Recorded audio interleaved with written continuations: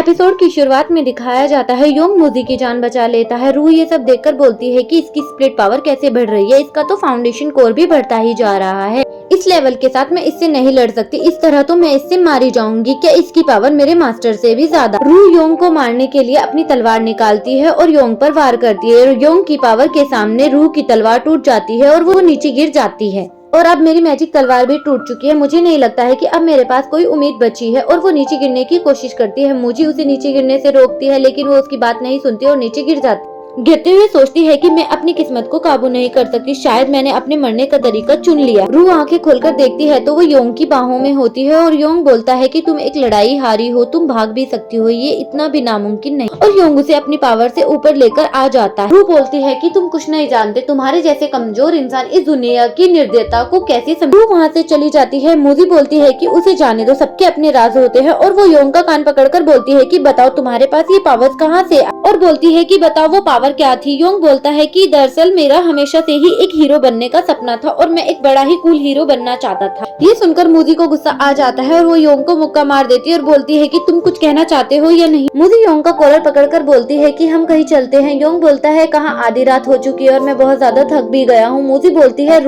Room का scene दिखाया जाता है। मूजी दरवाजे के पास खड़ी होती है और बोलती है कि अब बताओ तुम्हारी स्प्लिट पावर इतनी ज्यादा कैसे बढ़ गई। योंग बोलता है स्प्लिट पावर याद आया, मैंने उस टाइम भगवान से प्रार्थना की और मैंने मन में भगवान से बोला कि वो मुझे और ज्यादा ताकतवर बना दे और वो तभी वहाँ पर प्रकट हो गए। ये सब सुनकर मूजी बोलती है कि अब मैं तुम्हें सच बताती हूँ कि तुम्हारी और मेरी पावर को ऑब्जर्व करने का एक रहस्य है। योंग बोलता है कि मैं नहीं जानता, तुम देखो मेरा चेहरा, मैं कितना भोला भाला। मूजी योंग की तरफ हंसते हुए बढ़ती है और बोलती है कि मुझे कुछ खास कदम उठाने पड़ेंगे। मूजी योंग को बेड पर धक्का दे देती है और उसके दोनों हाथ बांध देती है और उसके ऊपर आकर बैठ जाती है। योंग बोलता है तुम क्या कर रही हो? मूजी बोलती है कि ये ली फैमिली का को कल्टीवेशन करने का एक अलग मेथड। और वो योंग को किस कर देती है और बोलती है कि इसके इस्तेमाल से यिंग और यांग का मिलाप होता है। और बोलती है कि स्प्लिट पावर एक चक्कर की तरह हमारे शरीर में बिना रुके प्रवेश करती रहे। उसके बाद हम शुरू करते हैं। योंग बोलता है कि ये इतना जाना पहचाना क्यों लग रहा है? हमारी स्प्लिट एनर्जी एक होने के बाद भी मुझे ऐसा लग रहा है मानो जैसे ढलते हुए सूरज की रोशनी मुझ में ही आ गिरी हो। ये काफी सुहाना और आरामदायक है। हम दोनों के सारे राज एक दूसरे के सामने आ चुके। ऐसा लग रहा है कि उसके मन की गहराइयों में छुपी हुई यादों को भी देख सकता हूँ। योंग मूजी की यादों में पहुंच जाता है और यादों में पहुंचने के बाद वो बोलता है कि मूजी कहाँ है, लेकिन उसे मूजी नहीं दिखाई देती। उसे वहाँ पर एक दरवाजा दिखाई देता है। वो उस दरवाजे के पास जाता है और बोलता है कि इस दरवाजे पे ताला क्यों है, और वो ताले को टच करता है और वो उसकी यादों के अंदर घुस जाता है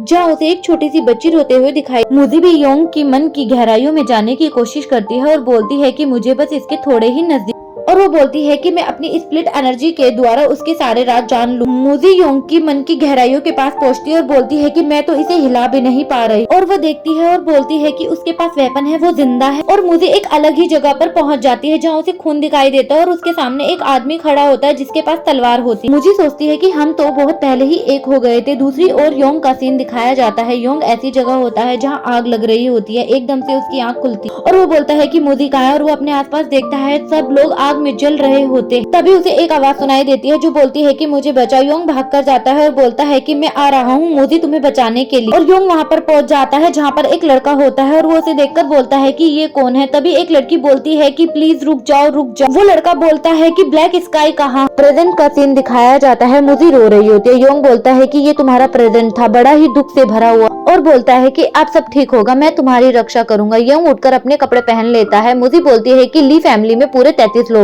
मेरे अलावा सब उस दिन उसके हाथों से मारे गए। सब हमारे फैमिली ट्रीजर ब्लैक स्काई के वजह से हुआ है। और बोलती है कि मुझे यकीन है जब तक मेरे पास ये ब्लैक स्काई है मेरी उससे किसी दिन मुलाकात जरूर होगी। और बोलती है कि मेरी माँ और बाकी रिश्तेदार जो उसके हाथों मारे गए हैं, मैं मूजी उनकी कसम खाती हूँ कि उसका खून उनकी कब्र पर चढ़ा। योंग बोलता है कि उसका लेवल क्या है, क्या हम दोनों मिलकर भी उसे नहीं हरा सकते? मूजी बोलती है सबसे ऊंचे कल्टीवेटर उस क्लैन के मुखिया का है, नेसेट सोल के ईयरली स्टेज पर होगा। और उसके बाद 6 एल्डर हैं जिनके लेवल इंडिपेंडेंट सोल जैसे। और बोलती है कि हम उसका एक बार भी सहन नहीं कर पाएंगे, अगर उससे हम अभी मिले तो मर जाएंगे। योंग बोलता है कि वो बहुत ज्यादा खतरनाक है और वो मूजी के पास मूजी का हाथ पकड़कर बोलता है कि चिंता मत करो, मैं तुम्हारे साथ हूँ और मैं तुम्हारी मदद करूंगा। आखिरकार हम दोनों को कल्टीवेशन कपल जो और ये सुनकर मोजी योंग के गाल पर किस करती है। योंग ये देखकर बहुत ज्यादा खुश हो जाता है और बोलता है कि जब मैंने उसी किस को महसूस किया तब काफी देर हो चुकी थी। मैं चाहता हूँ कि काश ये समय इसी पल रुक जाए। मोजी योंग के करीब आती है और बोलती है कि आज मेरी रक्षा करने के लिए तुम्हारा इनाम है। योंग बोलता है कि मुझे मेरी स्प्लिट पावर के बारे में बात करनी है। तभी मोजी उसके होठों पर हाथ रख देती है और बोलती है कि तुम्हें अब बाहर जाना चाहिए और सोचती है कि मैं तुम्हारे मन के राज को नहीं जान पाई, लेकिन काफी समय के बाद कोई है जो मुझे अपना सा लगा,